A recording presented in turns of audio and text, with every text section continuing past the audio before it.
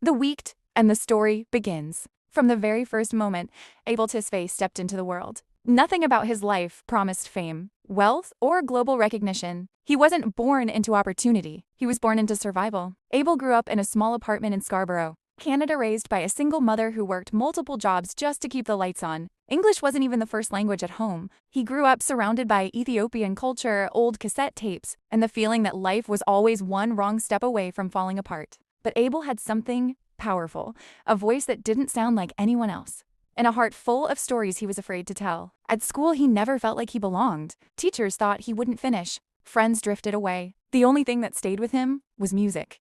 Late at night, while the neighborhood slept, Abel wrote lyrics about loneliness, heartbreak, and dreams that felt too big for someone like him. And then came the moment that changed everything. One day, he dropped out of high school, packed a small bag, and walked out of his mother's house. With no plan, no money, and no clue what would happen next. He moved into a rundown place with his friends, living off cheap food, partying, and sleeping on whatever couch he could find. This wasn't fun, it was escape. Abel later said that these years were the darkest of his life, but they were also the years when the Weeknd was born. He started uploading songs anonymously on YouTube. No face, no identity, no marketing, just pain, melodies, and a strange, haunting voice that made people stop and ask, "Who is this?"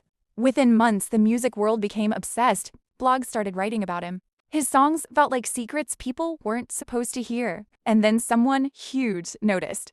Drake. Drake shared Abel's music, praised him publicly, and invited him to work together. Suddenly, this mysterious kid from Scarborough was being introduced to the world as the future of R&B. But the pressure was crushing. Fame came fast, too fast. Abel wasn't ready. And behind the scenes, he struggled with addictions, insecurity, and the fear that everyone would discover he wasn't good enough. Yet, he kept creating. House of Balloons, Thursday, Echoes of Silence, 3 mixtapes that changed the entire landscape of modern R&B. Dark, emotional, addictive. Abel wasn't trying to make hits. He was trying to survive through art. Soon, the whole world knew his name. But his rise had only just begun, the rise of a global icon. As Abel stepped deeper into the industry, one thing became clear. The Weeknd wasn't just another artist, he was a new genre. But success didn't come smoothly. When he started working with major labels, Abel felt trapped. People wanted to polish him, to turn him into something safer, brighter, more commercial. But his power came from darkness, the stories of broken nights, toxic love, and scars no one saw. So he took a risk that could have destroyed his entire career. He refused to change. And that decision created his first mainstream breakthrough. Kissland, Fear turned into sound. Kissland wasn't just an album. It was a confession. Abel's fear of fame, fear of touring, fear of losing himself. Critics were divided. Fans were obsessed. And the Weeknd became a cult superstar. But he wanted more. He wanted the world. The transformation, beauty behind the madness. Then came the era that changed everything. Earned It. His first Oscar nomination, Can't Feel My Face, a global hit that proved he could dominate the charts. The Hills, a dark masterpiece that became a cultural wave. Suddenly, Abel was everywhere. Radio, award shows, movies, headlines. He wasn't the kid from Scarborough anymore. He was the voice of a generation. But fame came with a cost. He went through heartbreaks, public breakups, and endless rumors. Photographers followed him everywhere. Fans wanted pieces of him he wasn't ready to give. And the more famous he became, the more isolated he felt. So he went where he always went when life got heavy. The studio. Starboy, the rebirth. When Abel cut his signature hair, fans panicked. But he wasn't losing his identity. He was killing an old version of himself. Starboy was a reinvention, faster, sharper, more electric. He broke record after record. He became one of the most streamed artists on earth. But even that wasn't the peak. After Hours, the era that defined a decade. A bleeding nose. A red suit. A character trapped in fame and madness.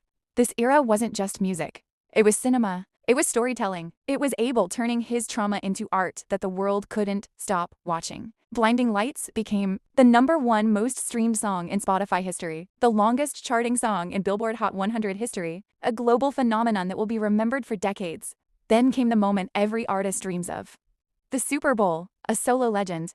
No backup dancers. No features, just the Weeknd, alone, performing for over 100 million viewers. He paid millions from his own pocket just to make the show perfect. Not for money, not for awards, but because he wanted to give the world a moment they'd never forget. And he did. Dawn FM, a message from the other side. With Dawn FM, Abel explored life, death, regret. and redemption, wrapping it in a futuristic radio concept. Critics called it his most artistic album yet. But behind all the success, one fact remained. He did it without being handed anything. He built his legacy from pain, ambition, and unbelievable discipline. The ending? For now. Today, The Weeknd is one of the best-selling artists in history. But he still works like the world hasn't discovered him yet. He still experiments, still evolves, still turns nightmares into melodies the world can't stop playing. And if there's one lesson Abel's life teaches us, it's this asterisk, you don't need a perfect beginning. You just need the courage to begin. Asterisk. Rare and interesting facts about the Weeknd are not in the story. 1. He recorded most of his early songs on a stolen laptop. He said multiple times that the equipment he used in the beginning wasn't even his. He borrowed or found whatever he could. 2. He posted his first songs anonymously on YouTube. No face, no bio, no photos. People fell in love with the voice before knowing the man behind it. 3. Drake discovered him through those anonymous songs. Drake found What You Need and Loft Music before even knowing who Abel was. 4. He wrote Blinding Lights in just a few hours. The song that became one of the biggest hits in history was written shockingly fast. 5. Starboy was inspired by his fear of losing himself to fame. It wasn't just a creative reinvention, it was a personal battle. 6. He used to shoplift food as a teenager. He has said he sometimes relied on stealing just to get through the week.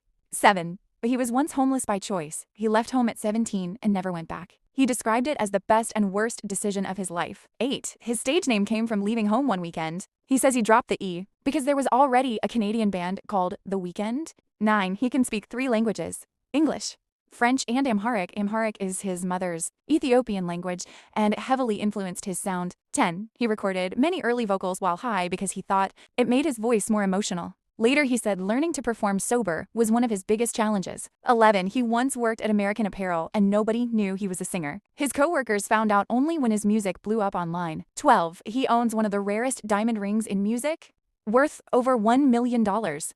It's shaped like the XO logo. 13. He helped create the character Tadros. In the idle years before the show existed, he kept notes, ideas, and dialogues long before HBO picked it up. 14. He donated more than $3 million to global relief causes, including COVID relief, Ethiopian humanitarian aid, and food programs. 15. He wrote part of Call Out My Name in one take while crying. 16. He's one of the few artists who's never used a ghostwriter for his main projects. All lyrics come from him, something rare in pop music. 17. His Super Bowl performance cost him $7 million of his own money. He paid extra to make it exactly how he imagined. 18. He once said he doesn't fully recognize the Abel he used to be before success. If you want more life stories like this, drop a like, leave a comment, and hit subscribe, because the next legend story might be the one that inspires you.